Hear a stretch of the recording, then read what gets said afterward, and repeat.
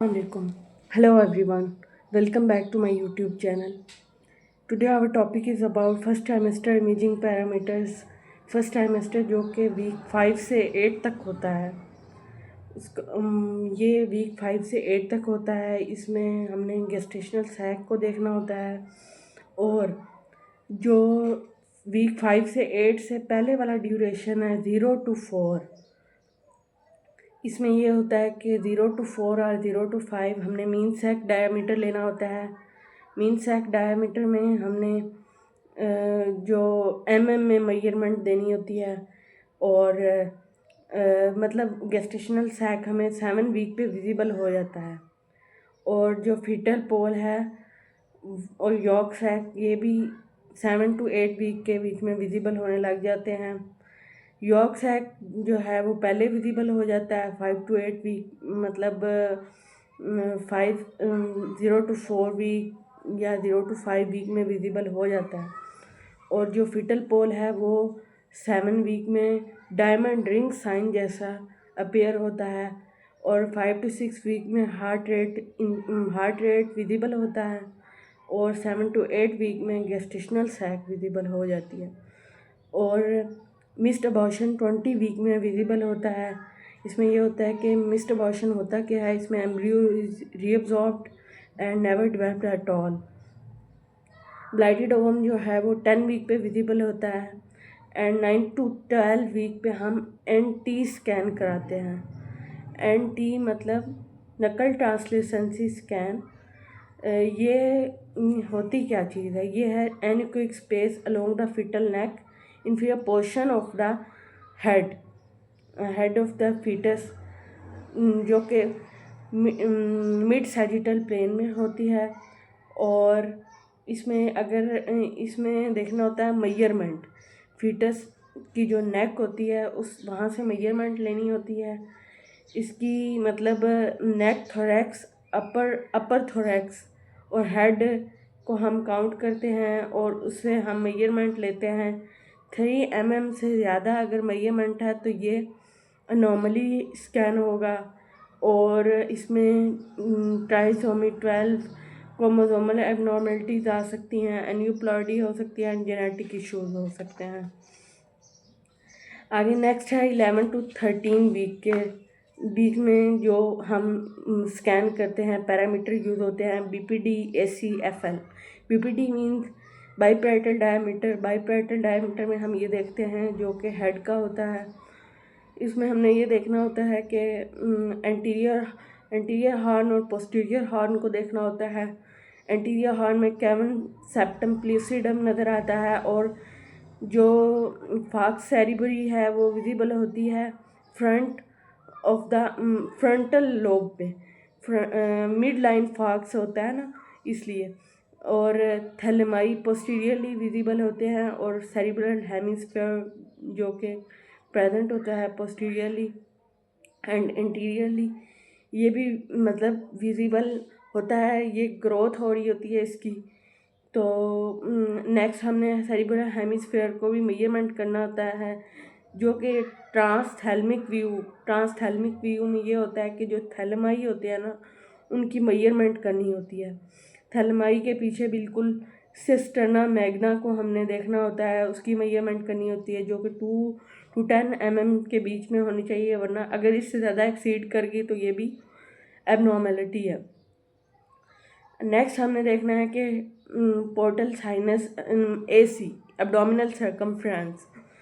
उसमें ये हम देखते हैं कि portal sinus, stomach, spine shadow ये देखने होते हैं। और FL में फीटस लेग की मेजरमेंट करनी होती है। नेक्स्ट जो एब्डोमिनल सर्कमफ्रेंस है इसमें ये हमने देखना होता है कि अगर स्टमक बबल एब्सेंट है तो एसोफेजियल एट्रेजिया होगा और अगर ड्यूडिनल में ब्लॉकेज आ गई है तो यानी ड्यूडिनम सही विजिबल नहीं हो रही तो ड्यूडिनल एट्रेजिया होगा। नेक्स्ट ये है कि यूट्रस में जो हमने देखना होता है वो गेस्टेशनल सैक को देखना होता है।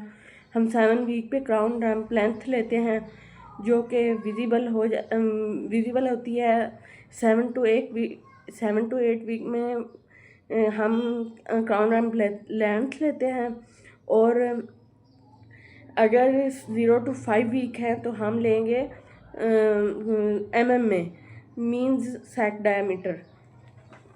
नेक्स्ट ये है कि फर्स्ट ट्राइमेस्टर, जो कि फर्स्ट ट्राइमेस्टर में ये होता है कि हमने फिगर 12:1 में हमने देखना है कि यॉर्क सैक हमें एरो हेड पे सही विजिबल हो रहा है, जो कि 5 वीक एंड 6 डेज है शो होता है। ये इकोजेनिक सर्कुलर स्ट्रक्चर होता है जो कि प्रेजेंट होता है within the uterus, surrounding there is a uterine cavity. Transvaginal image है ये वाली, और इसमें यह है कि gestational sac for normal pregnancy with yolk sac is visible. And the next is figure 2, 12:2। Figure में यह है कि जो ए है उसमें क्राउन रैम्प लेंथ ली गई है, जो कि लॉन्गिट्यूडनल ट्रांस एब्डोमिनल इमेज है। इसमें एम्ब्रियो शो हो रहा है क्राउन रैम्प लेंथ के साथ। जो बी इमेज है ये इनकरेक्ट है, इसमें यॉर्क सैक को कंसीडर करके क्राउन रैम्प लेंथ ली गई है। और मतलब नेक्स्ट जो सी इमेज है इसमें क्राउन रैम्प लेंथ की जो है यॉर्क सैक को एक्सक्लूड कर दिया गया है, और तब मतलब क्राउन रैम्प लेंथ ली गई है तो मतलब जो मेजरमेंट्स हैं वो डिफरेंट हो गई हैं, और वीक्स डेज में डिफरेंस आया है 3 डेज का। फिगर 12:3 ए इमेज में मीन गेस्टेशनल सैक डायमीटर लिया गया है, और बी इमेज में भी 3 ऑर्थोगोनल मेजरमेंट्स ली गई हैं, और इसके मेजरमेंट ये विजिबल हो रही हैं 12:3 में ए एंड बी की measurements, resulting in a mean gestational sac diameter जो कि क्रॉसपॉन्ड कर रहा है 6 वीक to 3 डेज में। Fetal number should be documented. Pseudo gestational sac 12:4, इसमें ए और बी इमेजेस ट्रांसवेजाइनल अल्ट्रासाउंड है, और इसमें pseudo gestational sac fluid filled sac नज़र आ रहा है, और above there is a in image A there is a previous C-section scar present here with the short arrow, and long arrow pseudo-gestational sac है जो कि फ्लूइड फील्ड है। ये इन बिटवीन हाइपोइकोइक है and surrounding there is a hyper echoic that is present within the uterus and within between the uterus and left ovary में image B में हमें नज़र आ रही है कॉर्पस ल्यूटियल सिस्ट जो कि क्लियरली विजिबल है, और इसमें हमने ये लेफ़्ट एक्टोपिक प्रेगनेंसी है जो लेफ़्ट में ये वैसे एक्टोपिक प्रेगनेंसी है, A B and B image same है, और ये डिनोट किया गया है इसको pseudo gestational sac secondary to ectopic pregnancy. And next is 12:5 image.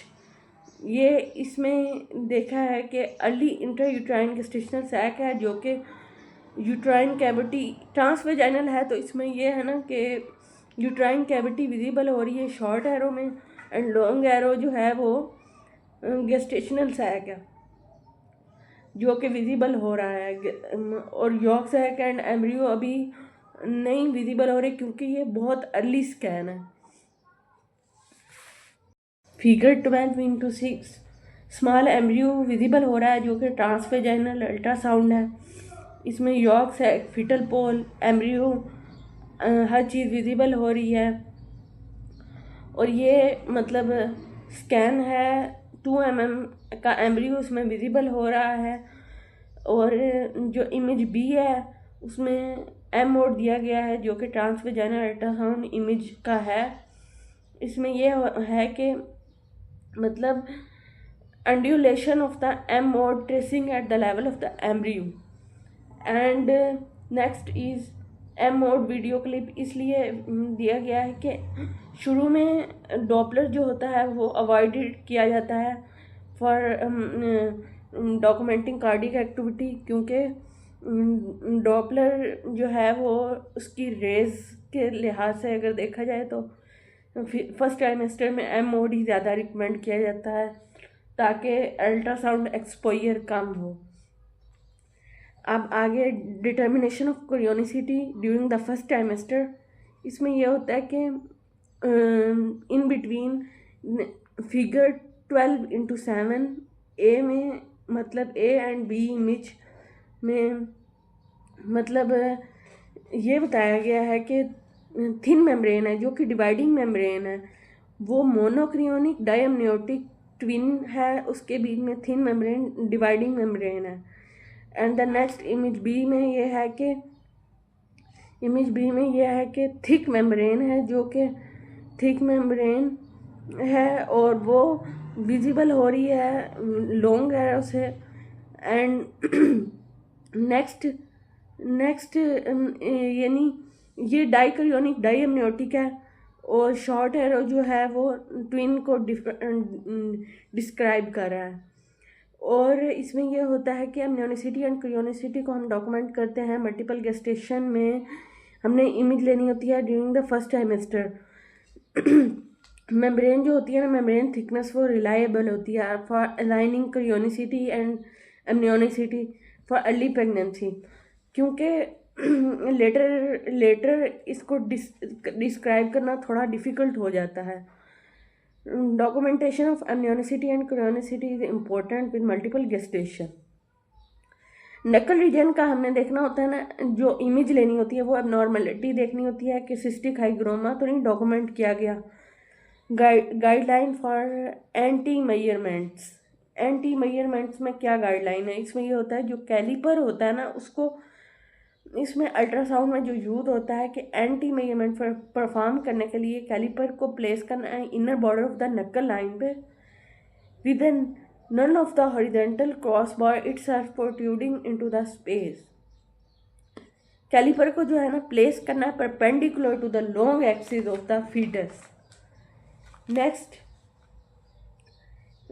हमने ये देखना है कि फीटल एनाटॉमी विजुलाइज जो कि 11 to 13 वीक के बीच में होती है। हमने इसमें डिस्कस किया था कि विजिबल शॉर्टली प्रीवियसली हमने डिस्कस किया। इसमें इमेज 12:8 इमेज में ब्लैडर विजिबल हो रहा है, यूरिनरी ब्लैडर, जो कि इमेज है मिड लाइन लॉन्गिट्यूडनल। और नेक्स्ट स्टमक विजिबल हो रहा है पैरासेजिटल इमेज में, जो कि upper thorax upper part of the upper quadrant में है। इमेज सी में कोराइड प्लेक्सिस जो कि एक्सियल इमेज है हेड की शोर, ये बायलेटरल इकोजेनिक मटेरियल जो होते हैं क्रॉसपॉन्डिंग ग्रो कर रहे हैं choroid plexus. And filling of the lateral ventricle arm जो कि लॉन्गिट्यूडनली इमेज है, इसमें ये होता है कि अपर आर्म को लॉन्ग एरो से डिस्क्राइब किया है और फोर आर्म को शॉर्ट एरो से एंड हैंड को एरो हेड से। Other arm not visible and legs को side by side longitudinal image ली गई है। Left image and right image long arrow को थाई पे है और लोअर लेग पे शॉर्ट एरो है एंड फीट पे एरो हेड है। अब नेक्स्ट है एफ इमेज में एब्डोमिनल कॉर्ड इंजर्शन जो कि विजिबल हो रहा है फिटल एब्डोमेन की एब्डोमिनल कॉर्ड इंजर्शन एरो से डिस्क्राइब हो रही है लॉन्ग एरो से। नेक्स्ट ये है कि यूट्राइन अनोमलीज जो होती हैं ना such as didelphys septate and bicornuate uterus are sometime firstly identify होती है प्रेगनेंसी में, तो ये हमें ज़रूर डॉक्यूमेंट करनी चाहिए। और नकल ट्रांसलेसेंसी मेजरमेंट में हमने ये पहले ही डिस्कस कर चुके हैं, इस बारे में थोड़ा प्रीवियसली डिस्कस किया था, लेकिन नकल ट्रांसलेसेंसी में ये होता है कि mid line sagittal image of the fetal head neck and upper thorax लेना होता है जो कि शो हो रहा था appropriate placement of caliper. And ये नकल लाइन से लेना होता है, स्टार्ट करना होता है, और border of the nuchal line, inner border of the nuchal line से लेना होता है, और perpendicular to the long axis of the fetus लेना होता है। If you found this video helpful, don't forget to like, subscribe and share it with others. Thanks for watching and comment below.